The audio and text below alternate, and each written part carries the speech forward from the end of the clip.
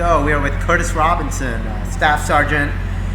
Some incredible stories. Now, you have been through quite a bit. Like when you first got injured, you had a hand injury on your left hand. And that became a lot more after that. Yes, sir. Yeah. So what happened? This particular incident, I was on my 4th deployment, and we were doing a mounted patrol, which means we had dismounted troops with mounted vehicles. Yes. As we were going through different cities, basically clearing and making sure they weren't setting up IEDs, setting up ambushes, stuff like that. A vehicle that was roughly 15 meters in front of me hit a double stacked 107 rocket round. Double stacked meaning there was 2 on top of each other. It was a pressure plate IED, and when it blew the vehicle, it actually killed everybody in it except for the gunner. It slung him out from the vehicle. So for those of you listening out there, when you hear these acronyms, IED is improvised explosive device. And just give an idea of, these things like flip trucks over. These are like an up-armored Humvee weighs 18,000 pounds. And this particular IED caused it to do 6 complete flips in air before it ever hit the ground. And you just came out with a hand wound. And I just came out with a hand wound. And extremely lucky. With my bells rung pretty good. Yeah. So you wake up, you're like, what hit me? You lost your memory, you just don't know where you are and how you got there. Well, it was followed by a small ambush, small arms attack. So as soon as the bang went off, I knew my hand was injured. I had excruciating pain, immediate swelling, and we started taking small arms fire from about my 230. And when I came to, all I could hear was ping, ping, ping, and R-50s singing back toward the direction of gunfire. So it was like, okay, I came to, I'm hurt, we're in a tick, so I just do what I'm trained to do, just return fire. So this tick lasted all of 20 minutes, maybe 25. We're trying to provide enough fire superiority to get to the casualties in the vehicle that was actually struck. And we were able to do that by strategically moving trucks as we were laying down suppressive fire.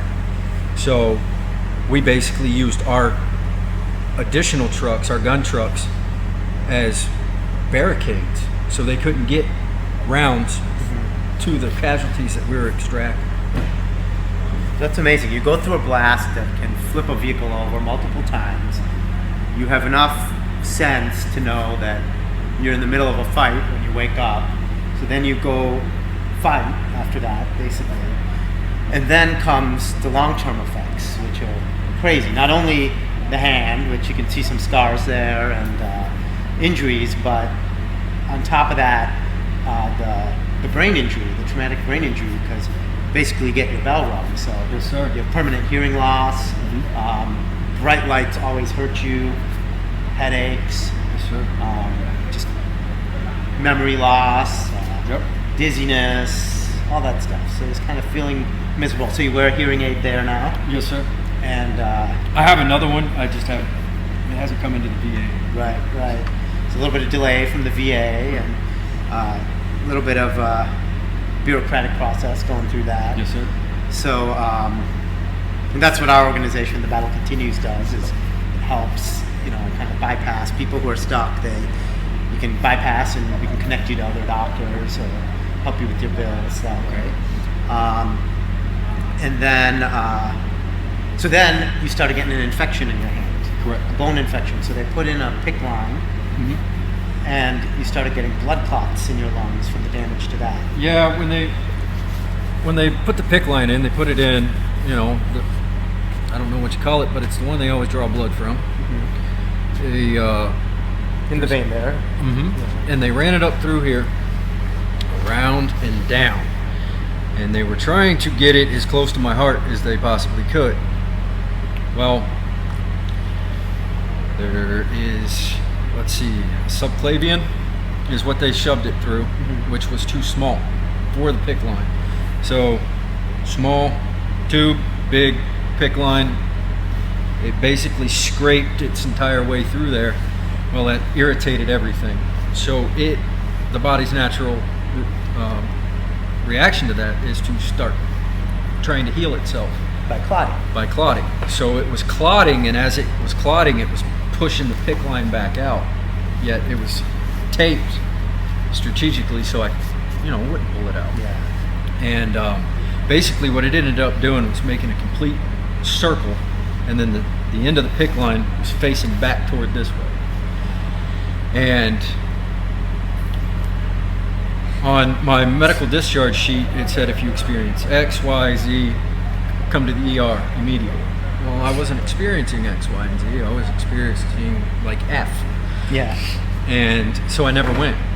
I had a follow-up appointment 2 days later that I walked in all hunched over. I couldn't stand up.